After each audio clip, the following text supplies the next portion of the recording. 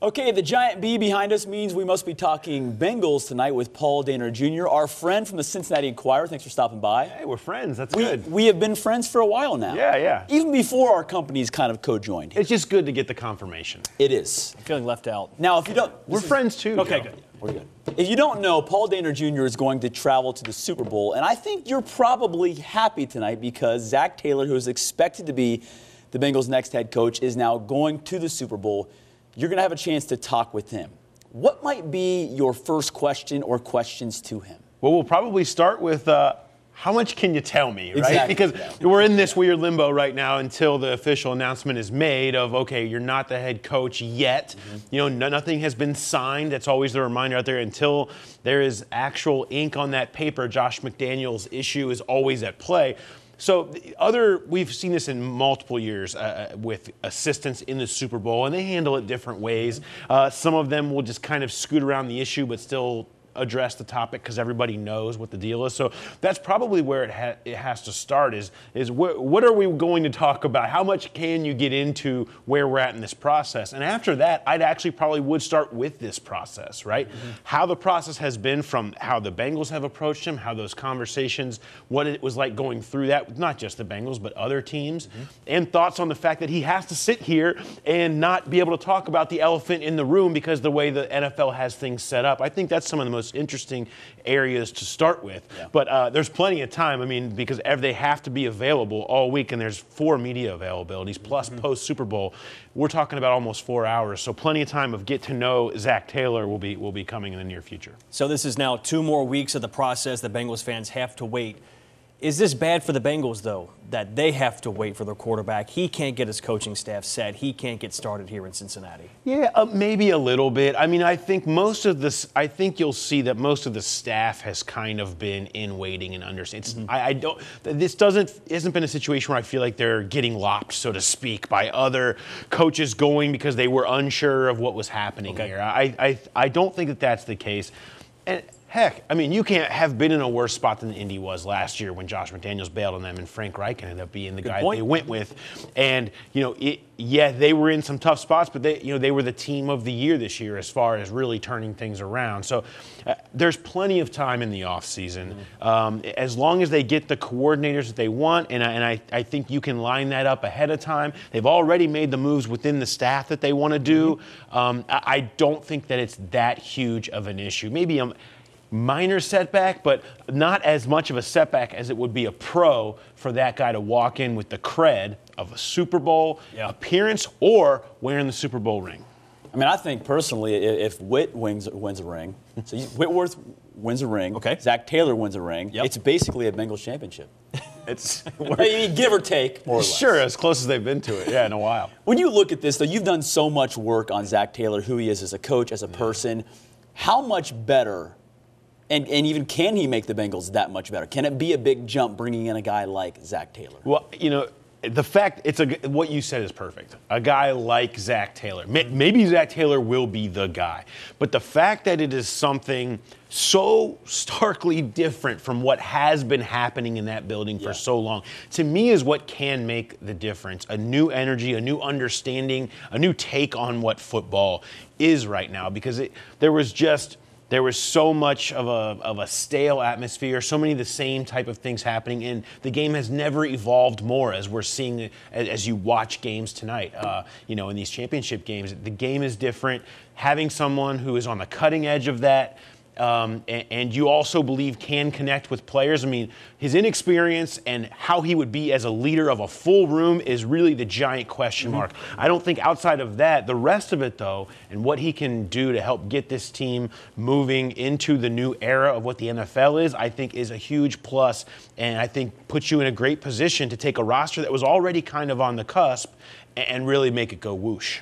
So the follow-up is this. He comes here with Sean McVay ideas, Sean McVay grooming, but he doesn't come with Sean McVay's roster, and he doesn't come with the LA Rams philosophy of acquiring great players via trade, via free agent. The Bengals do things differently here. So is it a gamble to take a guy who is young, doesn't have coordinator experience in the NFL, doesn't have head coaching experience, and put him into the situation to be a head coach of the Bengals? It's absolutely a gamble. I mean, a guy, even if you take out everything else you just said, a guy who's who's not really been a coordinator and not really had to do this is a gamble, because this place is different. You have to understand how it works. You have to not just manage down, but manage up and understand what that means. And I do think that there is also what this is. This is an ushering in of a embracing of the new era on that side of the building a little bit too. So maybe where I'm most curious to see is how much Zach Taylor's ideas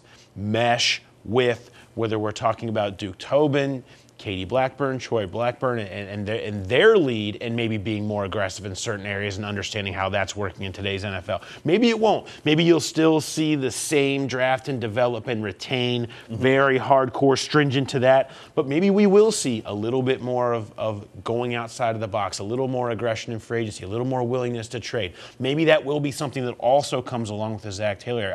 It makes it for a very fascinating off-season and first year, in my opinion, because we've had this template, even on our jobs, of how everything works. We know where the angles are. We know what days you need to play it this way and how it's going to go. Now the template is out the window. It's all new. It's all fresh. I think where everything is kind of starting over. The thing is, and you mentioned it, is the fans. How long will it take for the fans to realize, okay, this is how Marvin likes to draft. This is who the Bengals are going to take. This is what Mike Brown does. And you're saying basically, you feel like this wasn't so much Mike Brown's favorite pick, possibly. Well, I don't know that. I mean, nobody knows that. It's possible. Look, there was a committee of 5. Mike was one of 5, and granted, he is the guy. Right. Everybody knows that, but he does not really get enough credit for willingness to allow Troy and Katie to drive this and them assume this is their kind of team right now. As far as day-to-day operations and a lot of the philosophies they've been doing here for a long time, it has been their show. Everyone wants to make Mike the figurehead when they decide they're going to throw tomatoes at the Bengals, but that's not necessarily fair. And I do think the fact that they went this direction, it feels much more, and it feels much more like a Duke Tobin, Troy and Katie type of situation where they are trying to turn over the page to the next generation of what the Bengals are gonna look like.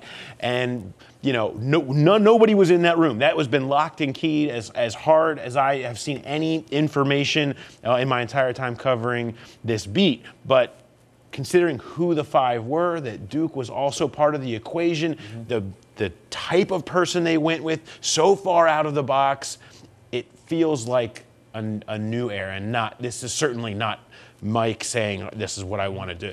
We haven't seen the guy in Cincinnati since he was a coordinator at UC. But I'm going to ask you this question, feeding off what you just said, being out of the box. What kind of a grade would you give the Bengals here? Making this hire, doing something different, changing philosophy, going outside of the building, hiring a young person. It is a gamble, smart guy. All that put together, you got a grade? Yeah, I mean, I hate to grade right away because, Hugh Jackson got A+ by everyone in the national media when Cleveland hired him. Yeah. And including in that year, all the coaches were getting A's and B's and C's. And at the very bottom was a guy, Doug Peterson, whoever said, this guy is so unqualified. Really? He was the worst hire of that whole coaching cycle. Guess what happened that coaching cycle?